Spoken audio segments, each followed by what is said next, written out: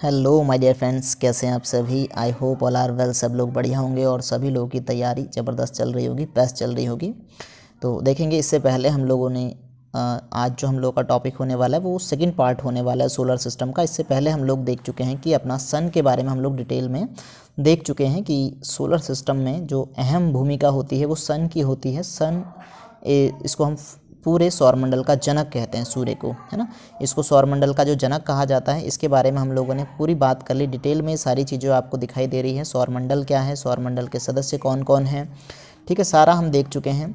आज हम लोग इसका सेकंड पार्ट करने वाले हैं। पर एक क्विक रिवीजन में मैं इंपॉर्टेंट बातें आपको बता दूं। जैसे सूर्य है तो सूर्य को जो है कि सौरमंडल का पूरा जो है कि जनक कहा जाता है। इसी से पूरा सौरमंडल चल रहा है। अगर सूर्य ना हो तो सौरमंडल का कोई अस्तित्व नहीं है।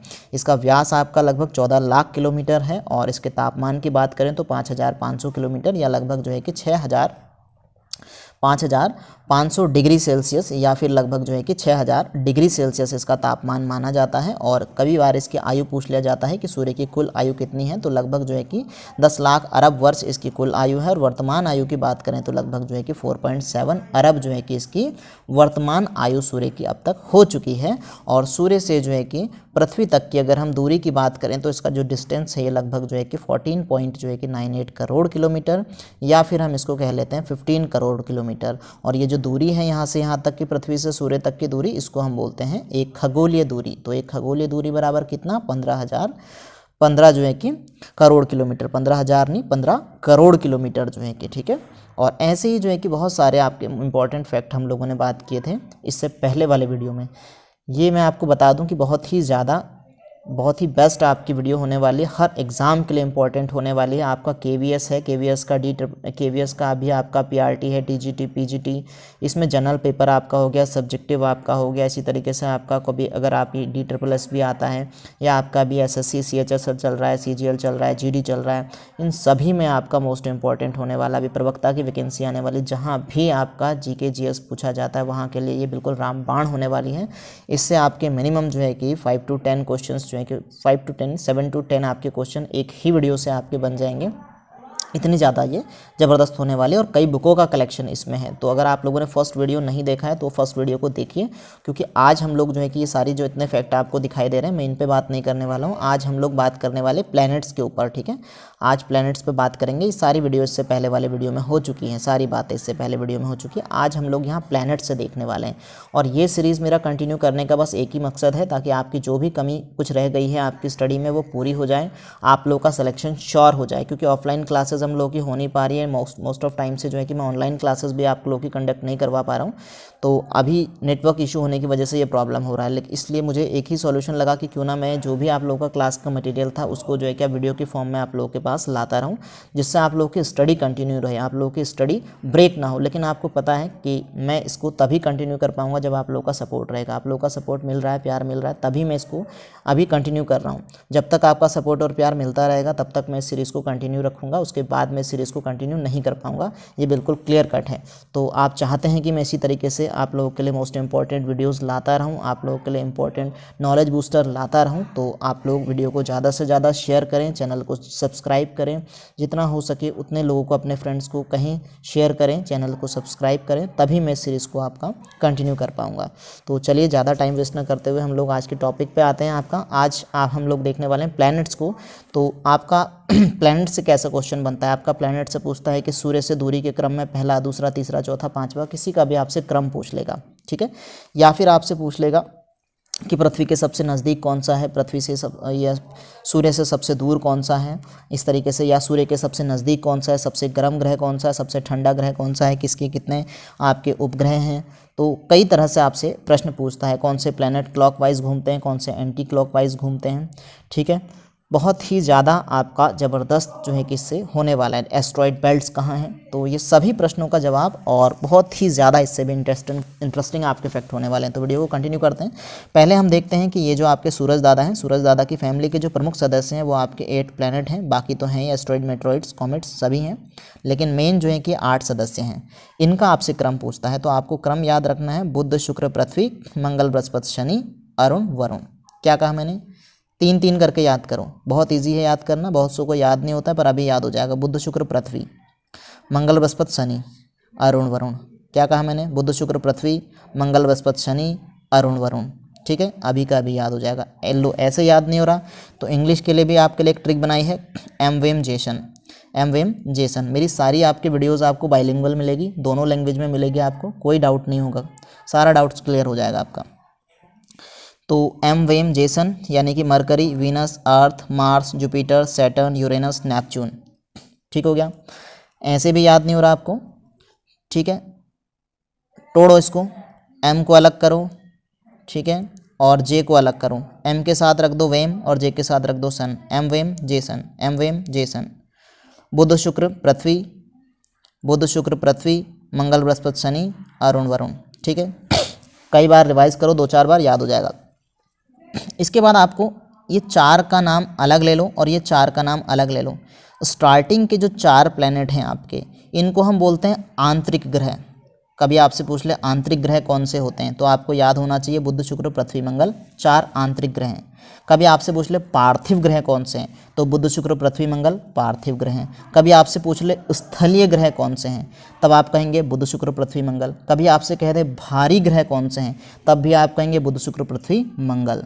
कभी आपसे कह दे टेरेस्ट्रियल प्लैनेट्स कौन से हैं, तब भी आप कहेंगे बुध शुक्र पृथ्वी मंगल। तो देखिए इतनी तरह से आपसे प्रश्न पूछ ले, लेकिन आपको सब तरह से आंसर पता है कि शुरुआती जो 4 ग्रह हैं ये आंतरिक ग्रह कहलाते हैं, पार्थिव ग्रह कहलाते हैं, स्थलीय ग्रह कहलाते हैं, भारी ग्रह कहलाते हैं, जिनको इंग्लिश में आप टेरेस्ट्रियल प्लैनेट्स भी कहते हैं। इसके बाद आपके आ जाते हैं आंतरिक ग्रह। ठीक है, आंतरिक ग्रह या इनको हम कहते हैं क्या, सॉरी, इसके बाद हम कहते हैं बाह्य ग्रह। आंतरिक तो हमने देख लिया, आंतरिक सूर्य के नज़दीक हैं ये आंतरिक ग्रह। अब हम देखेंगे बाह्य ग्रह जो अगले 4 हैं। ठीक है, और पहले 4 और अगले 4 के बीच में एस्ट्रॉइड्स की एक बेल्ट पाई जाती है, क्षुद्र ग्रह की बेल्ट पाई जाती है। आपसे पूछे कि एस्ट्रॉइड बेल्ट्स कहाँ पाई जाती है, तो पहले 4 और बाद वाले 4 के बीच में पाई जाती है। अब इसमें भी आपसे 2 ग्रह पूछ ले तो वो 2 ग्रह हैं मंगल और बृहस्पति। तो आपसे पूछे कि भैया एस्ट्रॉइड बेल्ट्स किसके बीच पाई जाती है, तो आप कहेंगे गुरुजी मंगल और बृहस्पति के बीच पाई जाती है एस्ट्रॉइड बेल्ट। तो ये जो बाह्य ग्रह हैं, इन बाह्य ग्रहों को हम हल्के ग्रह भी कहते हैं, क्योंकि ये हल्के पदार्थों से बने हैं। इनको हम जोवियन ग्रह भी कहते हैं, इनको हम हल्के होने के कारण गैसीय ग्रह भी कहते हैं, इनको हम बाह्य ग्रह भी कहते हैं। इनमें गैसेस की मात्रा ज़्यादा होती है, बहुत हल्के प्लैनेट्स ये माने जाते हैं आपके। ठीक है, ट्रिक मैंने यहाँ पर आपको लिख दिया, एम वेम जेसन, आप इजीली याद कर सकते हैं। आपका क्रम है ये, ठीक है, यानी कि मरकरी, फिर उसके बाद अगले नंबर पर आपका आता है वीनस, फिर अर्थ, फिर मार्स। अच्छा, एक प्रश्न आपका और बनता है कि पृथ्वी के सबसे नज़दीक कौन सा ग्रह है, पृथ्वी के सबसे नज़दीक कौन सा ग्रह है। तो आप देखेंगे सर वीनस भी दिखाई दे रहा है, मार्स भी दिखाई दे रहा है, तो ज़्यादा नज़दीक कौन है, तो ज़्यादा नज़दीक जो है कि वो शुक्र है आपका, पृथ्वी से ज़्यादा नज़दीक। ठीक है, इन चारों को हम इनर प्लैनेट बोलते हैं, इन चारों को हम आउटर प्लैनेट बोलते हैं, Jupiter, Saturn, Uranus, Neptune, outer planet. फिर इनके बाद जो इनका रोटेशन होता है, इनके जो घूमते हैं ये सूर्य के चारों तरफ, वो किस तरीके से घूमते हैं, इनके घूमने की दिशा क्या होती है, तो ये बाकी जितने भी आपके ग्रह हैं ये पश्चिम से पूरब घूमते हैं, ये घूमते हैं एंटी क्लॉकवाइज। सारे ग्रह कैसे घूमते हैं, एंटी क्लॉकवाइज, यानी कि पश्चिम से और पूर्व की तरफ को घूमते हैं। लेकिन आपके यूवी, जो आपके यूवी हैं, ये यूवी यानी कि आपका यूरेनस और वीनस, ये 2 ग्रह आपके कैसे घूमते हैं, ये पूरब से पश्चिम की ओर जो है कि परिक्रमा करते हैं। तो आपसे इन दोनों के लिए ही ज़्यादातर पूछा जाता है। ठीक है, और यूवी कौन है आपके, यू से आपका हो जाता है यूरेनस और वी से आपका हो जाता है वीनस, यानी कि आपका अरुण और जो है कि शुक्र, अरुण और शुक्र आपके जो हैं कि वो कैसे घूमते हैं, ये पूरब से पश्चिम की तरफ को परिक्रमा करते हैं। इन दोनों से आपका प्रश्न बनता है। फिर कभी कभी आपसे पूछ लेता है कि भैया घटते हुए बताओ हमें तो कि सबसे बड़ा ग्रह कौन सा है, फिर उससे छोटा कौन सा है, फिर उससे छोटा, फिर उससे छोटा, ये हो जाता है घटता हुआ क्रम। ठीक है, घटते हुए क्रम में आपसे कहे तो आपको बोलना है, क्या बोलना है, आप ऐसे करके लिखो, इसका भी एक ट्रिक है, देखो जेसन लिखो आप और ईवी, तो ये हो जाएगा आपका जे सनेव। ठीक है, आप इसको ध्यान रखेंगे, जे सनेव, तो आपका जेब सनेव है और फिर आपका है एम, जे सनेव एम, जे शनैव mm आपका जो है कि क्या है, ये आकृति के आधार पर घटता हुआ क्रम है जे शनैव mm।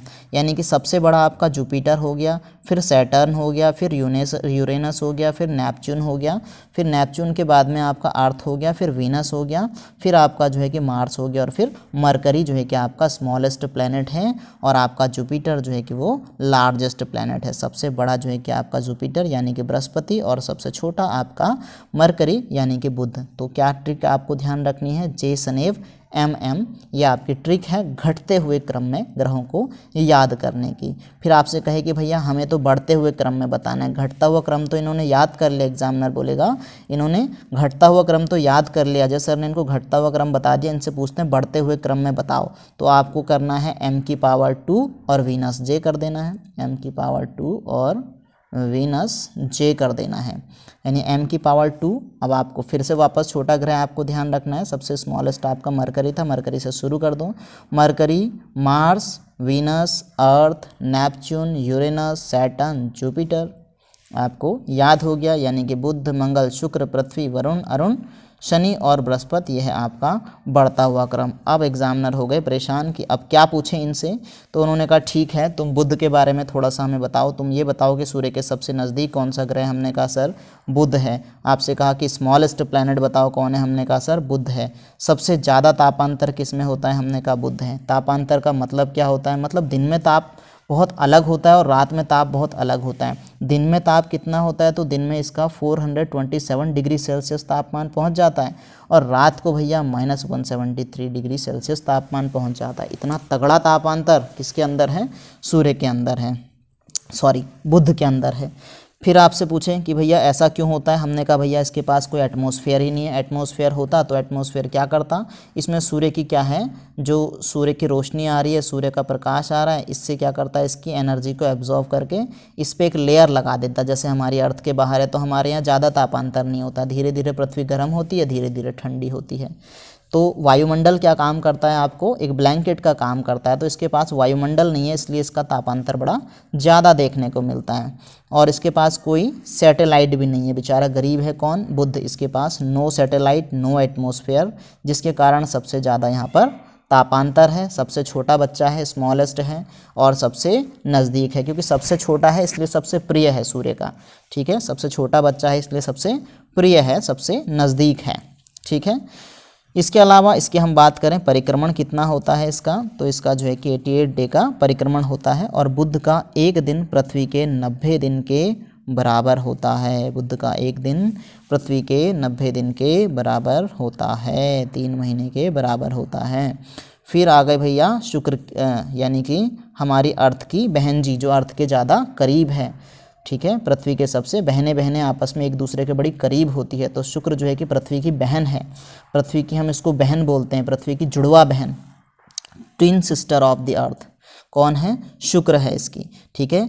ये सबसे गर्म है, ठीक है। कितना इसका है, लगभग जो है कि 90 से 95% यहाँ पर जो है कि वो CO2 पाया जाता है। इतना तो छोड़ो, बस इतना ध्यान रखेंगे कि ये क्या है, सबसे गर्म है, पृथ्वी के सबसे नज़दीकी ग्रह है, और इसको हम क्या बोलते हैं, पृथ्वी के सबसे नज़दीकी है तो हम इसको बोलते हैं मॉर्निंग स्टार, हम इसको बोलते हैं इवनिंग स्टार, ठीक है, भोर का तारा, सांझ का तारा, सबसे चमकीला तारा, ठीक है, ट्विन ऑफ द अर्थ। क्यों बोलते हैं ट्विन ऑफ द अर्थ, क्योंकि लगभग आकार और घनत्व में पृथ्वी के बराबर है। कभी कभी कारण भी पूछ लेना, बोले कि भैया इनको तो पता है कि क्या है, कि ट्विन ऑफ द अर्थ है, ये तो हमने कई बार पूछ लिया इनसे। ये पूछते हैं कि भैया ट्विन है क्यों, ये बताओ, तो आपको पता है, अजय सर ने बताया है। क्या पता है आपको, कि आकार और घनत्व में ये पृथ्वी के लगभग बराबर है, इसलिए जो है कि ट्विन ऑफ अर्थ है। एग्जामिनर हो गए बड़े परेशान, तो बोला इसका परिक्रमण काल बताओ कि शुक्र का परिक्रमण काल कितना होता है, तो आपने कहा सर शुक्र का परिक्रमण काल 225 दिन होता है। फिर कहा कि इसका घूर्णन कितना होता है, आपने कहा सर 243 दिन होता है। बोला ये तो कैसा है, ये सबसे धीमा रोटेशन है, सबसे धीमा रोटेशन करता है शुक्र, ठीक है। कहाँ को करता है ये बताओ, तो ये पूरब से पश्चिम की ओर करता है, और बाकी ग्रह कहाँ से करते हैं, बाकी ग्रह पश्चिम से पूर्व की तरफ को करते हैं, और इसका भी कोई भी उपग्रह नहीं है। बोला भैया शुक्र तो इनको याद हो गया, नहीं याद हुआ तो एक बार और जो है कि वीडियो को रिवर्स करके आप देखेंगे और उसको नोट करेंगे, ठीक है। चलिए फिर हम बात करते हैं मंगल की। तो मंगल आपका कैसा है, मंगल को हम लाल ग्रह भी कहते हैं। क्यों कहते हैं भैया लाल ग्रह, ये बताओ ज़रा। तो आपने कहा सर आयरन ऑक्साइड पाया जाता है इसमें बहुत ज़्यादा, इसलिए हम इसको लाल ग्रह कहते हैं। और इंटरेस्टिंग बात, इसमें पृथ्वी की तरह 2 ऋतुएं होती हैं। और इंटरेस्टिंग बात सबसे ज़बरदस्त कि भैया सौर मंडल का सबसे बड़ा ज्वालामुखी कहाँ पाया जाता है। तो सौर मंडल का सबसे बड़ा ज्वालामुखी मंगल पर पाया जाता है। बोला भैया कौन सा है, तो बोले ओलंपस मैसी ज्वालामुखी, जो क्या है, ये सबसे बड़ा ज्वालामुखी है पूरे सौर मंडल का। ठीक है, इसके अलावा और कुछ इंटरेस्टिंग फैक्ट बताओ। तो माउंट एवरेस्ट से लगभग 3 गुना बड़ा यहाँ पर एक पर्वत है जिसका नाम है निक्स ओलंपिया पर्वत। ये भी कहाँ है, ये भी मंगल पर है। बोला और कुछ इंटरेस्टिंग फैक्ट बताओ इसके अंदर। तो बोला सौर मंडल का सबसे छोटा जो उपग्रह है वो भी मंगल के पास है। बोला कौन सा है, बोला डीमोस है। 2 ही तो इसके पास उपग्रह है, एक आपका फोबोस है, एक डीमोस है। तो डीमोस सौर मंडल का सबसे छोटा उपग्रह है। निक्स ओलंपिया माउंट एवरेस्ट से लगभग 3 गुना बड़ा पर्वत है जो कि मंगल ग्रह पर है। सौर मंडल का सबसे बड़ा ज्वालामुखी ये भी मंगल के पास है जिसका नाम है ओलंपस मैसी।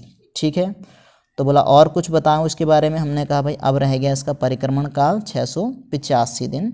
ठीक है कहीं पर यह आपको 687 दिन भी देखने को मिलेगा।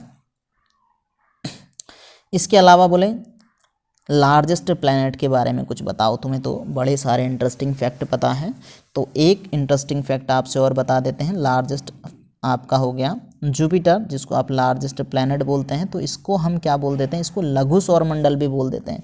बोला भैया लघु सौरमंडल क्यों बोल देते हो, क्योंकि इसके पास इतने सारे अपने आप में, पहले सबसे ज़्यादा उपग्रह इसके ही हुआ करते थे। पहले सबसे ज़्यादा उपग्रह इसके हुआ करते थे। कितने हुआ करते थे, 79 इसके उपग्रह हैं। तो अपने आप में पूरा सौरमंडल लेके घूम रहा है ये, तो इसलिए हम इसको बोलते हैं कि लघु सौरमंडल है। किसके पास है, बृहस्पति के पास अपना एक लघु सौरमंडल है। मंगल तथा बृहस्पति के मध्य जो है कि मैंने आपको थोड़ी देर पहले बताया था, बहुत सारे एस्ट्रॉइड पाए जाते हैं, यानी कि एस्ट्रॉइड बेल्ट पाई जाती है, क्षुद्र ग्रहों की एक बेल्ट पाई जाती है। बोला सबसे तीव्र घूर्णन करने वाला ग्रह कौन है, बोला बृहस्पति है। बोला सबसे धीमा घूर्णन करने वाला कौन है, बोला शुक्र है। दूसरा सबसे अधिक उपग्रहों वाला ग्रह बोला तो बृहस्पति है। इसके प्रमुख उपग्रह ज्ञानीमीड इसका सबसे फेमस उपग्रह है। क्यों फेमस है, क्योंकि सौर मंडल का सबसे बड़ा उपग्रह है। कितना बड़ा है भाई, ये बुध से भी बड़ा है भाई। ठीक है, और कौन है, यूरोपिया है, कैलिस्टो है। इसका परिक्रमण काल लगभग जो है कि वो 12 वर्ष का है। ठीक है, इसके अलावा ये तो हमने अभी बात कर ली कि सबसे तीव्र घूर्णन कौन करता है, बृहस्पति करता है। सबसे धीमा घूर्णन कौन करता है, शुक्र करता है। ठीक है, इसके अलावा हम बात करते हैं सैटर्न के बारे में। तो ये दूसरा सबसे बड़ा ग्रह है शनि जो है कि वो, और दूसरा सबसे तेज घूर्णन करने वाला ग्रह है। और घनत्व के आधार पर कहें तो सर्वाधिक घनत्व किसका है भैया, पृथ्वी का है। कितना है पूछा तो 5.52 ग्राम प्रति सेंटीमीटर स्क्वायर।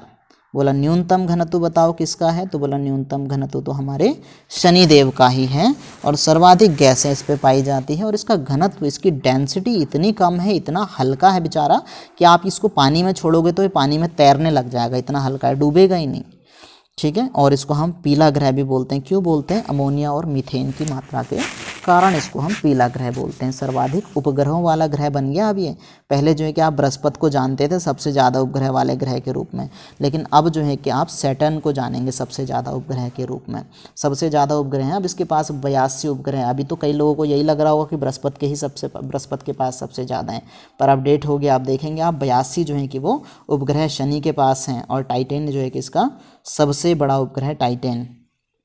ठीक है, इसके अलावा हम देखेंगे IAU यानी कि इंटरनेशनल एस्ट्रोनॉमिकल यूनिट। ये क्या करती है, ये बताती है आपके जो खगोल शास्त्र है इससे संबंधित जो भी सूचनाएं होती है, कौन ग्रह है, कौन उपग्रह हैं, किसके कितने जो है कि सैटेलाइट हैं, किसको ग्रह बताना है, किसको नहीं बताना है।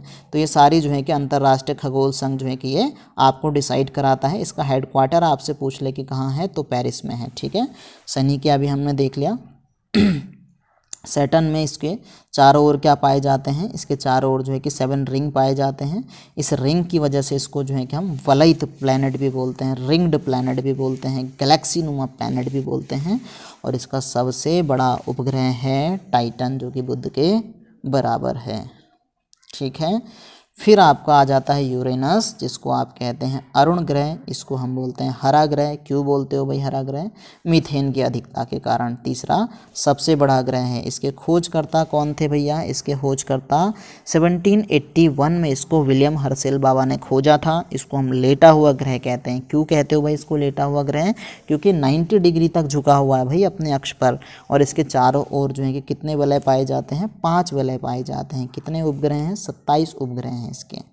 इसके अलावा आपका नेपच्यून आ जाता है। तो नेपच्यून की खोज जो है कि जॉन गैले ने इसको खोजा, 1846 में इसको खोजा। सौरमंडल का सबसे बाहरी ग्रह है ये, ठीक है, सबसे बाहरी ग्रह है। सबसे लंबा परिक्रमण काल है इसका।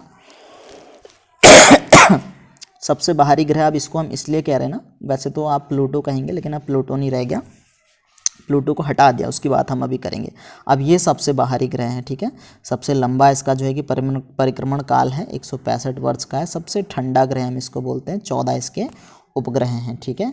इसके बाद प्लूटो हमारा जो है कि जो कि सौरमंडल का एक हिस्सा हुआ करता था, हिस्सा तो अभी भी है लेकिन ग्रह हुआ करता था किसी ज़माने में, बेचारा को इसको ग्रह की श्रेणी से लात मार के निकाल दिया गया। क्यों निकाला?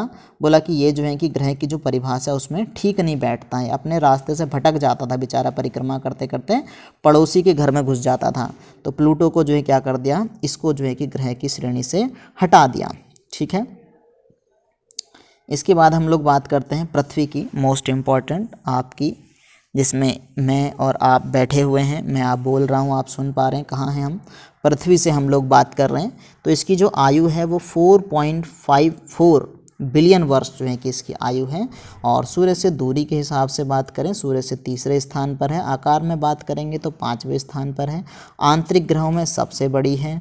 सबसे अधिक घनत्व इस ग्रह का है। नीला ग्रह इसको कहा जाता है भैया। क्यों कहा जाता है? 2/3 भाग पर इसके जल है। तो ये तो थी हमारी पृथ्वी से संबंधित इम्पोर्टेंट बातें। इसके अलावा इसकी जो है कि जियोड शेप का बोला है, कि बोला ये जियोड शेप का है। किसने बोला इसको? जो है कि IUGG ने बोला कि ये जियोड शेप का है। IUGG कौन है भैया? तो IUGG जो है कि International Union for Geodesy and Geophysics, यानी कि भूमापी एवं भूभौतिकी विज्ञान का एक अंतर्राष्ट्रीय संघ है, ठीक है। ये भी यही काम करता है आपका, ठीक है, आपके भूभौतिकी विज्ञान से संबंधित सूचनाएं जारी करता है, इंटरनेशनल जियोडसी एंड जियोफिजिक्स। तो इसमें हम देखेंगे हेडक्वार्टर कहाँ है भैया इसका, जो है कि पोट्सडैम जर्मनी में इसका हेडक्वार्टर है। इसकी स्थापना 1919 में किया गया था। और बताइए कुछ इसके बारे में, पृथ्वी के बारे में। तो पृथ्वी जो है कि वो 23.5 डिग्री जो है कि वो अक्षांशीय और 66 डिग्री जो है कि यानी कि 66.5 डिग्री कक्षीय झुकाव पर है अपने, ठीक है। तो ये भी आपसे प्रश्न बनता है। सूर्य के बाद अगर सूर्य आपका जो है कि कभी समाप्त हो जाए बोला तो कौन इसको सपोर्ट करेगा? तो एक और तारा है प्रॉक्सिमा सेंचुरी, जो सूर्य के सबसे नज़दीकी तारा है, ठीक है। और स्थलीय ग्रहों में पृथ्वी को सबसे बड़ा ग्रह मानते हैं हम स्थलीय ग्रहों में, ठीक है। स्थलीय ग्रह कौन से होते हैं? जो स्टार्टिंग के 4 प्लैनेट्स थे, यानी कि बुध, शुक्र, पृथ्वी और मंगल। इनमें सबसे बड़ा है आपका पृथ्वी, स्टार्टिंग के 4। ये दे देगा आपका IUGG। इसने जो है कि पृथ्वी के आकार को क्या कहा? बोला कि जियोड शेप में है पृथ्वी, ऊपर से और नीचे से थोड़ी थोड़ी सी चपटी है भैया। और पृथ्वी के बारे में कुछ इंपॉर्टेंट फैक्ट जो है कि पृथ्वी का ये वाला जो इस तरीके से अगर आप पृथ्वी को ऐसे लेकर के चलेंगे तो पृथ्वी क्या है हमारी गोल है, और इसमें ऐसे करके लेकर के चलेंगे तो एक रिंग बनेगा। आपको एक आप यहाँ से देखेंगे एक लाइन खींचेंगे तो एक लाइन पीछे को भी आएगी आपकी, पूरी मिला देंगे तो एक सर्कल टाइप से बन जाएगा। ऐसे ही जो है कि आपका इधर को ले लेंगे हम, तो ऐसे में भी हम देखेंगे अगर हमने ये लाइन बाहर आगे से खींची और ऐसी एक लाइन पीछे से खींचेंगे तो एक रिंग टाइप से एक यहाँ भी बन जाएगा, एक रिंग टाइप से यहाँ भी बन जाएगा इसका, ठीक है। तो ये जो रिंग बन गए दो दो, इनको हम क्या बोलते हैं? ये हमारे जो है कि महान व्रत कहलाते हैं। ध्रुवीय महान व्रत और विषुवतीय महान व्रत कहलाते हैं, यानी कि पोलर ग्रेट सर्कल और इक्वेटरल आपका जो है कि इक्वेटोरियल ग्रेट सर्कल। आपका क्या हो जाएगा? पोल की तरफ को जो आ रहा है ये पोलर ग्रेट सर्कल बन गया, और ये इक्वेटोरियल ग्रेट सर्कल, यानी कि ध्रुवीय महान व्रत और आपका विषुवतीय महान व्रत। आपसे पूछ लेता है कि बताओ भैया ध्रुवीय महान व्रत की लंबाई कितनी है? तो 4 यानी कि 40,008 किलोमीटर जो है कि इसकी लंबाई है। और आपसे पूछ ले कि जो आपका द्रव्यमान एक तो व्रत हो गया, ये तो क्या हो गया, पूरा का पूरा व्रत बन गया ना ऐसे करके व्रत, लेकिन खाली हम लाइन कहें, व्यास कहें, तो ध्रुवीय व्यास कितना है अर्थ का, तो अर्थ का ध्रुवीय व्यास कितना है यानी कि पोलर डायमीटर कितना है, तो 12,714 किलोमीटर इसका व्यास है। इसके अलावा आपसे फिर सर्कल के बारे में बात कर लेगा वो कि भैया सर्कल बताओ कि जो आपका इक्वेटोरियल ग्रेट सर्कल है वो कितने किलोमीटर का है आपका, तो आप कहेंगे सर 40,076 किलोमीटर का है। बोला अच्छा ठीक है, सर्कल तो आपने बता दिया इक्वेटोरियल, लेकिन आप ज़रा व्यास बताओ इसका कितना है, ठीक है, विषुवतीय व्यास इक्वेटोरियल डायमीटर कितना है, तो आपने कहा सर 12,756 किलोमीटर। बोला अच्छा इन दोनों में अंतर कितना है, अगर हम ये कहें कि जो आपका पोलर डायमीटर है और इक्वेटोरियल डायमीटर है इसका अंतर बताओ कितना है, तो आप दोनों को माइनस करके बताएंगे कि 42 किलोमीटर इसका अंतर आता है। ठीक है, तो ये सारी बातें थी हमारी अर्थ के बारे में। और थोड़ा सा हम देख लेंगे, कभी कभी आपसे बोलता है स्केप वेलोसिटी बताओ, आप बोलेंगे सर स्केप वेलोसिटी क्या होता है, हमने तो सुना ही नहीं, पलायन वेग क्या होता है हमने तो सुना ही नहीं। तो जिस स्पीड से, ऐसी कोई स्पीड, आप कितनी स्पीड से जो है कि कोई चीज़ फेंकें कि वो पृथ्वी से बाहर निकल जाए, वो स्पीड, जिस स्पीड से कोई चीज़ पृथ्वी से बाहर निकल जाए। ठीक है, जैसे मैंने आपको इतनी देर तक ये लेक्चर पढ़ा दिया, अब मैंने पूरा लेक्चर पढ़ा दिया, पूरा लेक्चर ख़त्म हो गया, लेकिन आपको याद नहीं हो रहा है ये, और मुझे बड़ा गुस्सा आया, मैंने आपको जो है कि घुमाया बड़ी ज़ोर से और इतनी ज़ोर से आपको फेंक के मारा कि आप पृथ्वी से बाहर निकल करके आप कहाँ पहुँच गए, जो है कि शुक्र के पास पहुँच गए, शुक्र ग्रह में पहुँच गए आप। तो जब जिस स्पीड से आप बाहर निकलेंगे ना पृथ्वी से, उस स्पीड को बोलते हैं हम स्केप वेलोसिटी। तो यानी कोई भी चीज़ अगर आप पृथ्वी से बाहर फेंकना चाहते हैं, बाहर भेजना चाहते हैं, तो आप जिस स्पीड से बाहर भेजेंगे उसको हम बोलते हैं पृथ्वी का पलायन वेग, या फिर हम उसको बोलते हैं स्केप वेलोसिटी। तो पृथ्वी की स्केप वेलोसिटी कितनी है, जब मैं आपको फेंकूंगा ना बाहर को, तो आप कितनी स्पीड से जाएंगे, तो आप 11.2 किलोमीटर पर सेकेंड की स्पीड से जाएंगे। मुझे इतनी तेज़ फेंकना पड़ेगा आपको कि आपकी स्पीड इतनी होनी चाहिए, 11.2 किलोमीटर पर सेकंड भागें आप, इतनी आपकी स्पीड होनी चाहिए। समझ गए? तो अब आप स्केप वेलोसिटी तो भूलेंगे नहीं, बाकी चाहे कुछ याद रहे ना रहे। ठीक है, इसके बाद हम बात करेंगे पृष्ठ क्षेत्रफल की, कि पृष्ठ क्षेत्रफल कितना है, सरफेस एरिया कितना है अर्थ का। तो ये है आपका 51.1 करोड़ किलोमीटर स्क्वायर आपका जो है कि इसका सरफेस एरिया है। और इस सरफेस एरिया के अंदर भी आपके दो भाग बढ़ जाते हैं आपके, एक आपका जो है कि लैंड बॉडी है, एक आपका वाटर बॉडी है। इसका जो है कि लैंड एरिया कितना है, तो लैंड एरिया इसका 29% है, और वाटर बॉडी कितना है इसका 71% इसका जो है कि वाटर बॉडी है। कभी कभी कहता है कि कितना है स्थल क्षेत्र, तो 1/3 हिस्सा स्थल क्षेत्र है और 2/3 हिस्सा जो है कि वो जल क्षेत्र है। फिर कभी किलोमीटर में भी पूछ लेता है कि कितना है, तो आप कहेंगे कि जो है कि 14.8 करोड़ स्क्वायर किलोमीटर जो है कि वो स्थल क्षेत्र है, और 36 करोड़ स्क्वायर किलोमीटर एरिया जो है कि वो वाटर बॉडी के अंदर है। बोला स्थल के अंदर कौन कौन आता है, तो स्थल के अंदर बोला 7 कॉन्टिनेंट्स आते हैं, 7 महाद्वीप आते हैं। बोला नाम बता दो इनके, तो बोला एशिया, अफ्रीका, उत्तरी अमेरिका, दक्षिणी अमेरिका, अंटार्कटिका, यूरोप और ऑस्ट्रेलिया। बोला फिर वाटर बॉडी भी बता दो, तो वाटर बॉडी में हमने कहा कि Pacific ocean, Atlantic ocean, Indian ocean, Antarctic ocean और आर्कटिक ओशियन। बोला इनमें भी सबसे बड़ा ओशियन कौन सा है, तो इनमें सबसे बड़े 3 ओशियन आपके हो जाते हैं, यानी कि आपका पैसिफिक ओशियन, अटलांटिक ओशियन और इंडियन ओशियन, जो अकेले जो है कि पूरे वाटर बॉडी का 98% घेरे हुए बैठे हैं। इतना ज़्यादा यहाँ पर पानी है इन तीनों समुद्रों में ही, अकेले पूरे 100% का इन तीनों के पास जो है कि 98% है। ये दो तो ऐसे ही है, इनमें बर्फ़ है आपकी मेनली। तो ये आपका चैप्टर समाप्त होता है। अच्छा, कुछ आपका थोड़ा सा और बचा हुआ है, कुछ नहीं बहुत कुछ बचा हुआ है, लेकिन अभी वीडियो मुझे ऐसा लग रहा है कि बहुत ज़्यादा लंबा हो रहा है। तो ये छोटी छोटी चीज़ें हैं आपकी, ज़्यादा इसके अंदर कुछ नहीं है। मैं ये आपको PDF जो है कि अवेल करवा दूँगा, इसको आप देख लेंगे। थोड़ा सा मैं ऐसे ले लेता हूँ इनको हल्का सा, कभी आप स्क्रीनशॉट ले लीजिएगा इनका, ठीक है, कुछ नहीं है ख़ास, बस। चलिए, तो पढ़ते रहिएगा और आगे बढ़ते रहिएगा इसी तरीके से, और सपोर्ट करते रहिएगा। ज़्यादा से ज़्यादा अगर वीडियो आप लोगों को पसंद आया होगा तो ज़्यादा से ज़्यादा लोगों को शेयर कीजिए, और ज़बरदस्ती पकड़ के उनको सब्सक्राइब करवाइए, ताकि आपकी सीरीज़ कंटिन्यू रह पाए और आप इसी तरीके से मज़ेदार वीडियोस जो हैं कि वो पढ़ते रहें, सीखते रहें। Bye bye, take care.